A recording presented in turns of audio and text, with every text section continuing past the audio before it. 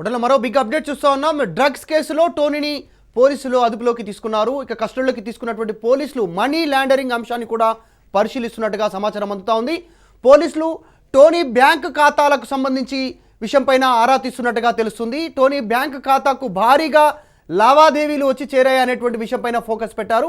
మొత్తానికి చెంచల్ కూడా జైలులో రిమాండ్ ఖైదీగా ఉన్నటువంటి టోనీని 5 రోజుల కస్టడీలోకి తీసుకునేందుకు కోర్టు అనుమతి ఇచ్చినటువంటి నేపథ్యంలో 2013 నుంచి ముంబై కేంద్రంగా డ్రగ్స్ బిజినెస్ జరుగుతున్నట్టుగా గుర్తించారు. 2.5 ఏళ్లుగా హైదరాబాద్లోని పలువురికి డ్రగ్స్ సరఫరా చేసినట్టుగా తెలుస్తూ ఉంది. టోనీ నుంచి డ్రగ్స్ తీసుకున్నటువంటి బడా వ్యాపారవేత్తలు 15 మంది ఉన్నట్టుగా గుర్తించారు. అయితే ముంబైలో ఏజెంట్లను నియమించుకున్నటువంటి టోనీ ఆ ఏజెంట్ల ద్వారా ప్రధాన పట్టణాలకు డ్రగ్స్ పంపిణీ చేసినట్టుగా సమాచారం అందుతా ఉంది. మొత్తానికి టోనీ ఇచ్చినటువంటి సమాచారం మేరకు 13 మందిపై కేసు నమోదు చేశారు. ఇప్పటికే 9 మందిని ఇప్పటికే అరెస్టు చేశారు పోలీసులు. పరారీలో ఉన్నటువంటి మరొక 4 వ్యాపారవేత్తలకు సంబంధించి పోలీసులు ప్రస్తుతం వారిపైన దృష్టి పెట్టినట్టుగా తెలుస్తూ ఉంది. ఇక హైదరాబాద్లోని ఏజెంట్లను కూడా అరెస్టు చేశారు పోలీసులు. విచారణలో ఎవరెవరి పేర్లు బయటికి వచ్చేటువంటి అవకాశం ఉంది అనేటువంటి విషయంపైన ఆరా తీస్తూ ఉన్నారు. మొత్తానికి డ్రగ్స్ తీసుకుంటున్నటువంటి బడా వ్యాపారవేత్తల్లో బడా బాబుల్లో ప్రస్తుతం గుబులు ప్రారంభమైంది. ఇక టోనీ సంబంధించినటువంటి డ్రగ్స్ కేసుకి సంబంధించి మరిన్ని డీటెయిల్స్ మా ప్రతినిధి పవన్ లైవ్ ద్వారా మరిన్ని వివరాలు అందిస్తారు. అంటే పవన్, డ్రగ్స్ సంబంధించినటువంటి రాకెట్ ముఠా పూర్తిగా ఎవరెవరు ఇంట్లో చేతులు కలిపేటువంటి అవకాశం ఉంది, ఎవరెవరు డ్రగ్స్ తీసుకున్నారు, ఎవరెవరికి సరఫరా జరిగింది అనేటువంటి విషయాలపైన ఫోకస్ పెట్టినట్టుగా తెలుస్తుంది. పూర్తి డీటెయిల్స్ ఏంటి?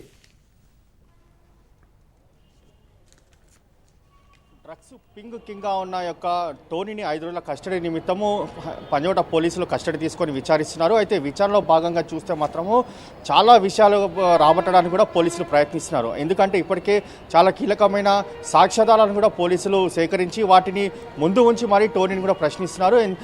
డ్రగ్స్కి సంబంధించి ఎవరెవరికి డ్రగ్స్ సరఫరా చేశారు, అయితే ఎంత పెద్ద మొత్తంలో ఇప్పటి వరకు కూడా డ్రగ్స్ సరఫరా చేశారు, అంతేకాకుండా ఎవరెవరికి డ్రగ్స్ సరఫరా చేశారు, వారి వద్ద నుంచి డబ్బులు ఎంత ఇప్పటివరకు కూడా సంపాదించారు, ఒక బ్యాంకుకు సంబంధించిన లావాదేవీలపైన కూడా పోలీసులు చాలా ఫోకస్ కూడా పెట్టారు. ఫోకస్ పెట్టి దానికి సంబంధించి పెద్ద ఎత్తున ఇప్పటికే ట్రాన్సాక్షన్ జరిగినట్లు కూడా పోలీసులు గుర్తించారు. అయితే ఈ నేపథ్యంలో టోనీ ప్రధానంగా అన్ని రాష్ట్రాలకు కూడా సప్లై చేసినట్టుగా పోలీసులు కూడా గుర్తించారు. ముఖ్యంగా చూస్తే మాత్రము హైదరాబాద్నే టార్గెట్గా పెట్టుకొని పలువురు బడా వ్యాపారస్తులతో డైరెక్ట్గా లింక్స్ కూడా ఏర్పాటు చేసుకొని వారికి కావాల్సిన మొత్తంలో ఈ యొక్క డ్రగ్స్ను కూడా ఇచ్చి వారి వద్ద నుంచి కూడా డబ్బును తీసుకునేందుకు కూడా ఏజెంట్స్ కూడా పెట్టుకున్నాడు. ఒక ఏజెంట్స్ కూడా ఇమ్రాన్, నూర్ ఇద్దరు కూడా ఏది చెప్తే ఆ టోనీ అదే చేసేవారు. అయితే ఈ నేపథ్యంలో దీనికి సంబంధించి వారిని ఇప్పటికే అరెస్ట్ చేసిన దాని తర్వాత వారు సమాచారం మేరకు కూడా టోనీని అదుపులోకి తీసుకున్నారు. మొత్తానికి చూస్తే మాత్రము ఇందులో దాదాపు 34 మంది పేర్లు కూడా పోలీసులకు వెళ్ళలోకి వచ్చాయి.